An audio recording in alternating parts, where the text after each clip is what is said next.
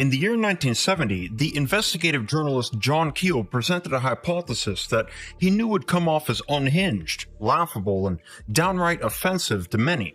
As a ufologist, someone who investigates unidentified flying objects and their associated phenomena for a living, Keel was widely respected for his intellect and grounded skepticism, and up to that point, he'd spent his career working to validate the extraterrestrial hypothesis, the prevailing argument that UFOs and their pilots are not from planet Earth.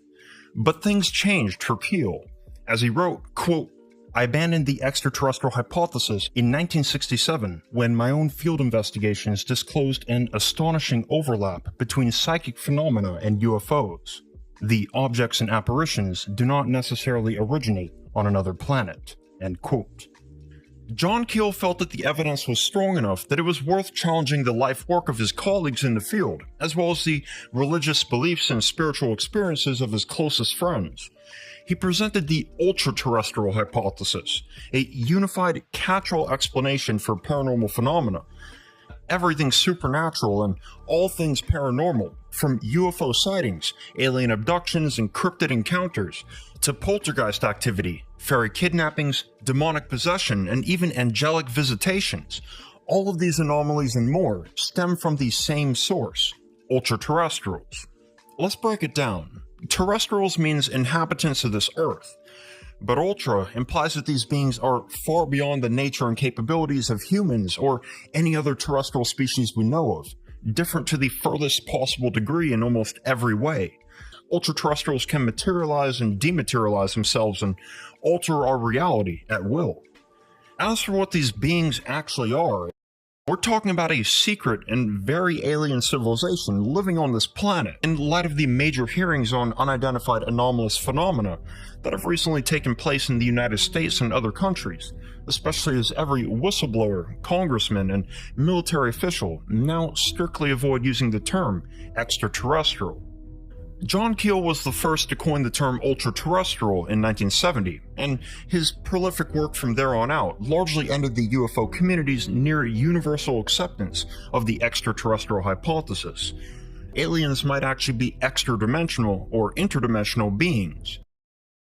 When you read into what many of the major proponents of the interdimensional UFO hypothesis actually talk about ultraterrestrials, long before John Keel would give them that name, Dr. J. Allen Hynek is arguably the most famous ufologist in history, as the scientific advisor of the 3 UFO studies conducted by the US Air Force in the 1940s, 50s, and 60s, the most important being Project Blue Book.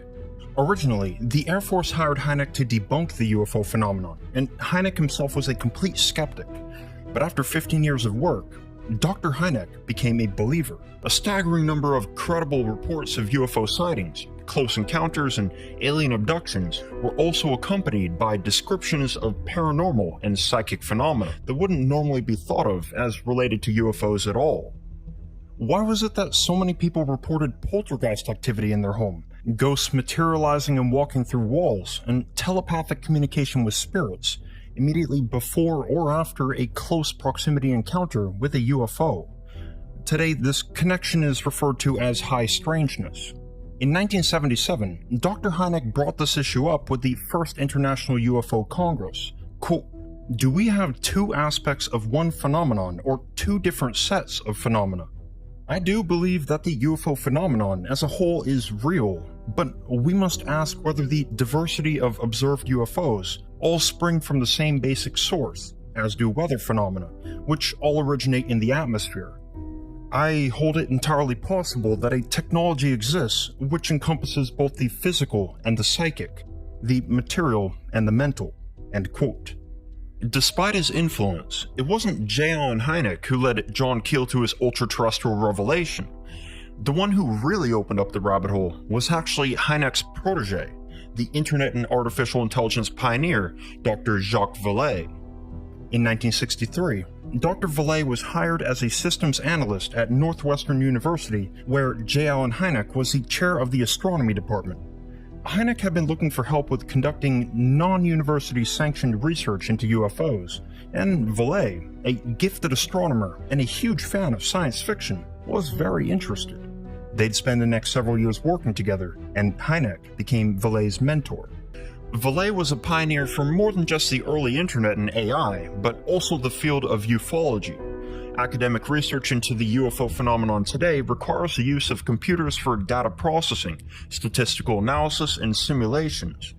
Vallee was one of the very first to do this, and this method allowed him to identify some seriously bizarre patterns, ones that caused Vallee's rational brain to short-circuit. For example, a staggering number of close contact and abduction reports describe the appearance and behaviors of alien beings in a way that literally sounds like a low-budget parody movie. Project Blue Book investigated one such case that occurred on April 18, 1961, in the remote outskirts of Eagle River, Wisconsin. A 60-year-old chicken farmer named Joe Simonton was inside a small house where he lived alone. It was a quiet morning, around 11 a.m., when suddenly, Simonton nearly fell out of his chair as a loud noise screeched outside, a long piercing sound he described as knobby tires on a wet pavement. Simonton immediately went outside to investigate. The following are the details found in the case file, as recounted by Dr. Jacques Vallee. Quote, stepping into his yard, Joe Simonton faced a silvery saucer-shaped object, brighter than chrome, which appeared to be hovering close to the ground without actually touching it. The object was about 12 feet high and 30 feet in diameter. A hatch opened about 5 feet from the ground, and Simonton saw 3 men inside the machine. One of them was dressed in a black two-piece suit. The occupants were about 5 feet in height. Smooth-shaven, they appeared to resemble Italians. They had dark hair and skin, and wore outfits with turtleneck tops and knit helmets. One of the men held up a jug, apparently made of the same material as a saucer. His motions to Joe Simonton seemed to indicate that he needed water. Simonton took the jug, went inside the house, and filled it. As he returned, he saw that one of the men inside the saucer was frying food on a flameless grill of some sort. The entire ship was black, the color of wrought iron. Simonton, who could see several instrument panels, heard a slow whining sound, similar to the hum of a generator. When he made a motion indicating he was interested in the food that was being prepared, one of the men, who was also dressed in black but with a narrow red trim along the trousers, handed him 3 cookies, pancakes, about 3 inches in diameter and perforated with small holes. Simonton ate one of them and thought it tasted like cardboard. The whole affair lasted about 5 minutes. Finally, the man closest to the witness attached a kind of belt to the hook in his clothing and closed the hatch in such a way that Simonton could scarcely detect its outline. Then the object rose about 20 feet from the ground before taking off straight south, causing a blast of air that bowed some nearby pine trees. Sheriff Schroeder affirmed that the witness obviously believed the truth of what he was saying and talked very sensibly about the incident, end quote. Here's a picture they took of Joe Simonton holding one of the cakes in his hand. The case was deemed serious enough to escalate to federal authorities, and the U.S. Air Force was called in. It wasn't long before 2 key members of Project Blue Book, Dr. J. Allen Hynek and Major Robert Friend, arrived at Simonton's farm. After an extensive interview with the farmer, Dr. Hynek wrote in his notes, quote, there is no question that Mr. Simonton felt that his contact had been a real experience, end quote. And after several days of tests, quote, the cake was composed of hydrogenated fat, starch, buckwheat hulls, soybean hulls, wheat bran. Bacteria and radiation readings were normal for this material. Chemical, infrared, and other destructive type tests were run on this material. The Food and Drug Laboratory of the U.S. Department of Health, Education, and Welfare concluded that the material was an ordinary pancake of terrestrial origin, end quote. Dr. Vallee noted that the recipe lacked one major ingredient, sodium chloride, or table salt, and perhaps that's why Joe Simonton thought they tasted like cardboard. But while unsalted food is certainly alien in American culture, the same might be said about buckwheat pancakes. These are important details, indeed. Vallee had become intensely fascinated with the ancient origin of the UFO phenomenon. Vallee decided to travel back to his home country of France to dig up cultural records. He contacted booksellers all around Paris, eventually accumulating an impressive library of centuries-old records and esoteric writings. When he returned to the United States, Vallee moved to phase 2 of his plan. Dr. Vallée found that similar accounts of alien visitors cooking buckwheat pancakes for humans had been recorded by the Bretons, a Celtic ethnic group living in Brittany, France's northern peninsula. Breton folklore prior to the Industrial Revolution not only contained countless references to buckwheat, their staple crop, but it continuously spoke of visitations and interactions the Bretons had with fairy-like entities they referred to as fions. Notably, the fions were known to cook buckwheat pancakes for humans, especially as a means of holding up their end of a deal. Here's just one example. Quote, "Once upon a time, a black cow belonging to little cave-dwelling fions ruined the buckwheat field of a poor woman who bitterly complained about the damage. The fions made a deal with her. They would see to it that she would never run out of buckwheat cakes, provided she kept her mouth shut. And indeed, she and her family discovered that their supply of cakes was inexhaustible. Alas, one day the woman gave some of the cake to a man who should not have been entrusted with the secret of its magical origin, and the family had to go back to the ordinary way of making buckwheat cakes." End quote. Fairies were this light and delicate food, fitting for their ethereal nature. The Fairies, a famous Irish poem written by William Allingham in 1883. And note that this poem also clearly describes the European belief in fairy kidnappings, perhaps a pre-modern description of a UFO abduction. Quote, "Little men, wee folk, good folk, they live on crispy pancakes, going up with music on cold starry nights, to sup with the queen of the gay northern lights. They stole little Bridget for 7 years long. When she came down again, her friends were all gone. They took her lightly back, between night and morrow. They have kept her ever since." It's easy to find references to the idea that fairies grow their own grains, that they love to bake and cook, and that they often gift humans these light, bready goods in exchange for helping them. Moreover, it's been believed throughout history that fairies can't stomach salt at all and won't cook with it or eat food that contains it. And to go full circle, the fairies are thought to only drink pure water, which is, of course, what Joe Simonton filled up a jug with on request from his short-statured alien visitors. The fairies are thought to be magical spirit beings, far more ancient than humans, who possess the ability to manifest themselves in our physical realm and interact with everything here. According to the legends, fairies live on this earth in a dimension parallel to our own, a place called Fairyland. Quote, "It is a remote country, an invisible island, some faraway place, a sort of parallel universe which coexists with our own. It is made visible and tangible only to select people, and the doors that lead through it are tangential points, known only to the fairies." End quote. Humans have been able to access Fairyland, but it's never possible on their own accord. No human is able to enter Fairyland without the involvement of a fairy. According to the folklore, this might be by means of a friendly invite, a fairy's desperate request, a reward for helping a fairy, a deal made with the fairy, or trickery performed either by the fairy or the human. But most often, the human might simply be abducted. Quote, "When the underlying archetypes are extracted, the saucer myth is seen to coincide to a remarkable degree with the fairy faith of Celtic countries, and the widespread belief among peoples concerning entities whose physical and psychological descriptions place them in the same category as present-day UFO nauts." End quote. In his own words, he felt like he'd become a heretic among heretics. Like J. Allen Hynek and John Keel, Dr. Vallée had spent years trying to validate it, but his studies repeatedly ended with evidence to the contrary. In 1969, Vallée felt that he had no choice but to publicly renounce his support for the extraterrestrial hypothesis, reject it, and argue fiercely against it. Data appeared to show a statistical connection between UFOs, demonology, angelology, fairy faith, occult beliefs, and psychic phenomena. Vallée also reached a related second conclusion, that UFOs are not physical, but paranormal in nature, and are likely living beings as opposed to some sort of mechanical vehicle or controlled machinery. Vallée proposed that what we think of as a UFO today, its appearance and behavior, and the appearance and behavior of its occupants, is a modern space-age manifestation of the exact same phenomenon we've been reckoning with for millennia.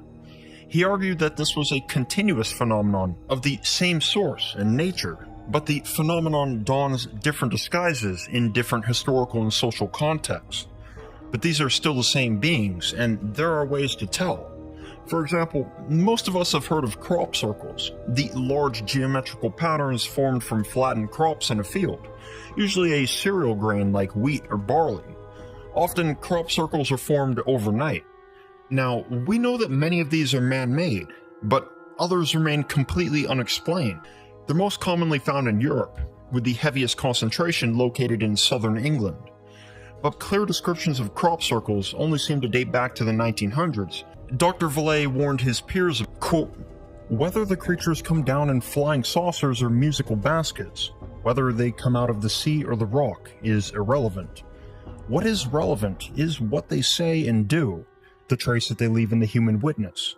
This behavior presents us with a sample of situations and human reactions that trigger our interest, our concern, our laughter.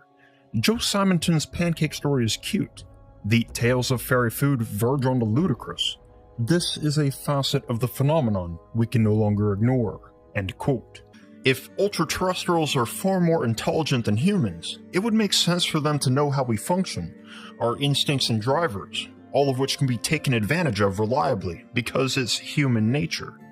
All humans rely on logic to navigate life. We want to live in a logical world that functions reliably and consistently.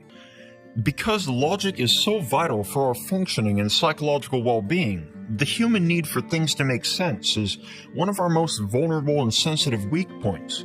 Our Achilles heel. Humans have natural defense mechanisms to deal with experiences and information that defy our expectations and beliefs. We cope by rationalizing, denying, dismissing, or mentally disassociating. As a weapon, absurdity attacks our rational brain by exhausting it. Our brain is not designed to process information or situations that defy logic, so the process of trying to make sense of absurdity is extremely taxing. When we're repeatedly exposed to absurdity, our brain becomes stressed to the point at which it begins functionally shutting down. Among other problems, a fatigued rational brain gradually loses its ability to process information, think critically, concentrate, control emotions, and make good decisions. Worse, it leaves us wide open to deception and manipulation because fatigue severely handicaps our brain's ability to judge credibility and trustworthiness and differentiate between true and false information. In the larger picture, though, using absurdity as a core strategy would be a powerfully effective way of ensuring the long-term continuation of the Ultraterrestrials' covert operations on Earth. Absurdity causes confusion in witnesses. So, in the moment, they might question their senses or sanity, and in the long run, come to doubt the validity and accuracy of their memory. On the other side of things, absurdity makes it extremely difficult for any other person to believe the witness's story, assuming that the witness doesn't simply keep quiet about it. Claiming something absurd as true without extraordinary evidence can have serious personal and professional consequences, and there are other issues too. Absurdity is inherently misleading and distracting, which obscures any elements of truth. By definition, this is psychological warfare. In fact, humans have used absurdity in our own psychological operations for decades because of how well it works. So why wouldn't the Ultraterrestrials use it against humanity too? It's not absurd at all, it's just smart. Quote, "The secret of flying saucers was exposed in 1896, not by the phenomenon itself, but by the hidden patterns now revealed in UFO activity of a single week that November.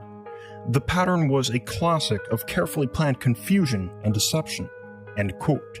Collins described the stranger as a man in his late 40s, standing around 5.5 feet tall, with a slender figure, dressed in dapper clothing, eyes large and dark, and his skin being of a dark complexion. The stranger spoke to the attorney in a manner that made it clear that he was of remarkably high intelligence. He explained to Collins that he'd invented a new type of airship that operated on compressed air, and presented to him a number of detailed schematics. Finally, the stranger asked Collins if he'd represent him and help him obtain a patent. This was all very convincing, so Collins agreed. Several days later, during Thanksgiving week, multiple cities across Northern California surged with mass reports of luminous objects and cigar-shaped crafts in the sky, Sacramento residents described multicolored lights weaving in and out of frenzied patterns, and Oakland and San Francisco's own mayors went on record as witnessing an egg-shaped vessel, approximately 150 feet long with 4 arms that resembled rotors, and a massive light beaming from beneath. While tens of thousands saw mystery airships in the sky, others claimed to have encountered them in person, on the ground. A San Jose electrician named J.A. Heron reported that he'd been contacted by the airship pilots to make repairs on the machine at a remote beach location north of San Francisco, and after completing the job, he wasn't paid in dollars, but in flight miles. Heron claimed that the inventor invited him on board and flew him on a 4,400-mile round trip to Honolulu, Hawaii, returning him home in less than 48 hours. Meanwhile, in Camptonville, the Freemason and legendary stagecoach driver William Bull Meek reported that the airship briefly landed in front of his house. Meek was amazed to see the pilot hop out. He described him as a small man, darkly skinned and bearded. They enjoyed a pleasant chat together, and when Meek asked the pilot where he'd come from, the pilot answered that he'd come from the Montezuma Mountains, which is a real mountain range in Nevada. Quote, "I have not seen the airship personally, but have talked with the man who claims to be the inventor. I have spent several hours with him. He has shown me drawings and diagrams of his invention, and I am convinced that they are more adapted for the purpose for which he claims them than any other invention making such claims that I have ever seen." I asked the gentleman who claims to be the inventor what his desires were in regard to carrying on the business, and he stated that he did not desire any money, that he didn't ask or want anyone to invest in it, that he was not a citizen of California, and that he had come here to perfect and test his airship. I will admit, this is the first time to my knowledge that anybody had anything in California in which he did not want anybody to invest money.